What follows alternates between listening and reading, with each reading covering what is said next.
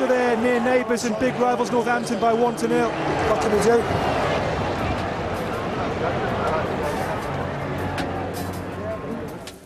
Can I fucking really have a go at you there? Because I can't. I don't think any one of you here can give me any more than what you did on that pitch. We probably just ain't that good enough at the minute. It's important next week we're in the same attitude and we'll win more games than we lose if we play like that. You will. That's good. Cannot ask any more, guys. But as the players leave, some of the Posh's furious fans can't hide their disgust. Did you realise how big a game that was today? Of course, man. Did you know that? I know what it's like, innit? So where were the others then? Where were the others? I know how they do, but... No, they didn't, did they? You came on, you tried your hardest, you took it round there, that was the best play of the game. Cheers. Cross the ball, where was everybody? I know. Where are the others? Steve looks exhausted when he and Big Ron dissect the team's performance. They've won the game on Ledger's mistake. Yeah. Dino upset us a little bit as well, didn't he? Yeah, coming off. Because he was picking up second balls and doing a lot. Is it a full nick or is it... Looks like a full tear on. He's out. I've asked him, can they give me any more, didn't we, Andy? Yeah. I'll be honest with you now. I think there was a lot of players had the chance to do it, didn't do it, and then they started fighting the ball and they built up pressure on themselves. Well, for me, this club is about rebuilding, as far as I can see. We lack quality in certain areas. You know, we're going to go again. Back on it. They've got Sunday, Monday off. They need a rest and knackered. Steve thinks the lads gave their all for the team, but Ron feels the gaffer needs to get them to do more as individuals. He's a great believer, and there's nothing wrong in that. He's a great believer in this we. But sometimes within the whole, if you like, the whole of the we, there's got to be you and you and you. And there are certain players that aren't functioning. It's as simple as that. You know, but I've never ever heard, hey, when are you going to start doing this? You've got to do more of this. You have to do more of this. Now, I generally find players can take that. Players can take criticism, providing it's an observation and a correct observation, and you may get a response with that. The man who pays the bills is far from happy. Barry's deeply frustrated by his team's apparent lack of appetite for battle and confused by the tactical changes. I didn't quite see what we was trying to do, to be quite honest, and he was very adamant. He wanted to go with 3-4-3, and then at about 10 minutes he chose to go 3-5-2, then he changed it again to 4-4-2, and then second half we've changed it again several times, and I don't know, I think some of the players looked a bit confused. You know, whether that's a tactical thing or the players in the mind, a bit of fear or not, confidence, whatever it is, it's not good enough. Up until now, Barry has backed his caretaker manager to the hilt.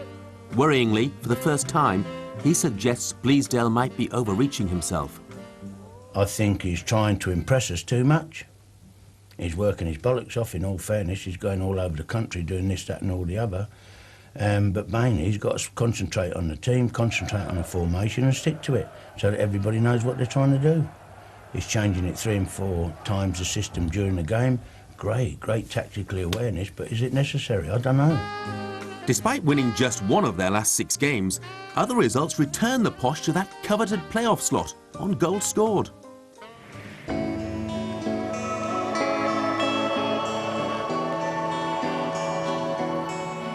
Steve Bleasdale lives and breathes football.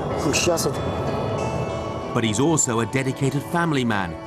On that night's epic drive home to Liverpool, he starts to open up about the toll the job's taking on him. You know, some nights I felt like crying, you know, you've done well, and then all of a sudden you're driving back to Liverpool on Saturday and the fans are slamming you. There's no passion. I'm the most passionate person ever in that football club. You know, and if they can't see that, then there's something wrong. But you've got to put that aside. And you go home to your wife and you take it out on your wife, and you don't mean to. Little things she might say and you snap, and things happen in football, and it's a lonely job. And I suppose I didn't really surmise how lonely it really is.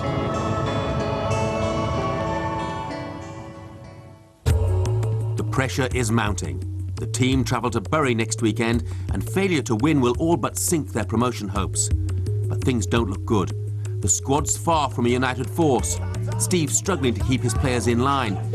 And his tactics don't seem to be adding up. On top of all that, his entire strike force is on its knees. Danny Crow's exhausted. Lloyd Opara lacks match fitness. Richard Logan's injured. The latest casualty is James Quinn. Ron's eager to ease the injury crisis, but knows good medical help costs money.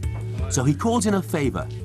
He's enlisted top physio Jim Walker, who served him at Manchester United, to nurse the veteran Northern Ireland international back to fitness. He's had the bang here on the muscle, and there's still a wee bit of blood in there. And when he exercises, it starts to ache. You know, maybe it's a question now going in the gym and starting cycling again. I've spoke with the manager, obviously he's desperate for you to be available for Saturday. And I think the way the game's going to take shape on Saturday at Bury, he's going to need all the aerial power, particularly he's got. Yeah, fingers crossed. I spoke to Steve the other day and I said to him that, you know, if I can kick a ball and run and turn on it, then, you know, I'll be fit. So. What do you think, Jim? If I'm honest, I'm going to say he's going to struggle for Saturday at this stage. He's going to need you, and he's going to need you right on the, if you like, right on the top of your game. In Liverpool, Steve Bleasdale is meant to be having a day off. Been up early this morning, sorted training out with Leggy and rang Phil a couple of times at the club.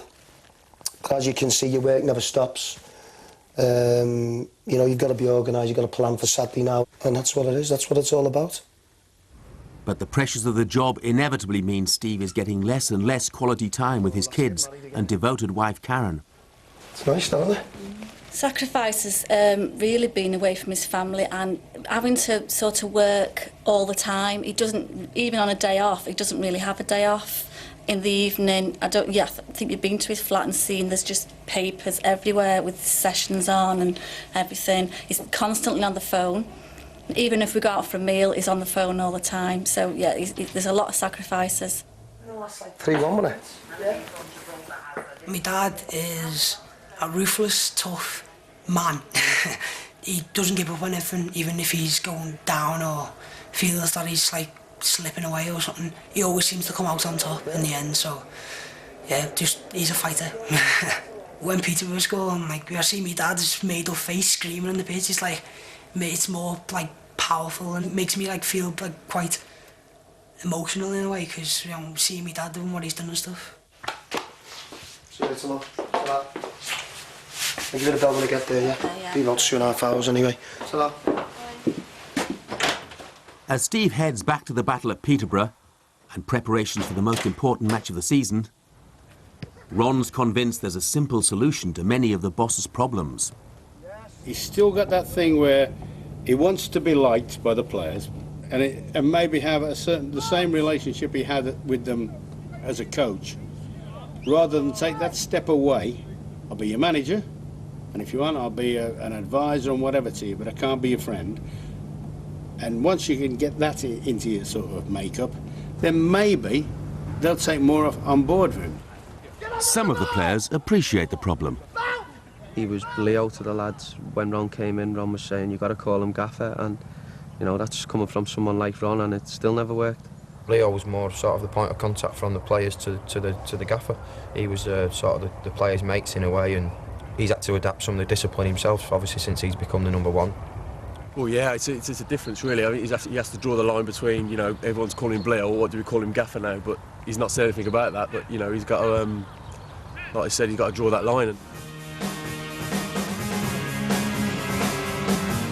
After back-to-back defeats, Steve knows he's really got to organise and motivate his boys to win at Bury on Saturday, or kiss goodbye to the Posh's promotion hopes. So on the eve of the match, he delivers a typically robust Dogs of War speech. But after a brief conversion to passing football, he does a U-turn. 6 wars, 6 battles, not just this one. So get this fucking passing thing out your mind. Yes, we're going to work on some options to try and beat Bury later. That's the options we're going to try and work on. But first and foremost, for 2 days now, you're set it here. Mark Harbour. You, I want to fucking see you battling like Notts County. I want to see you, Bolly, twatting Daly fucking everywhere, because he ain't not getting a header on me.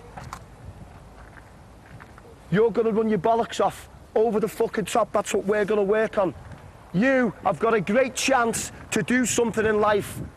Not for him, not for me. For you. Look at me, Danny.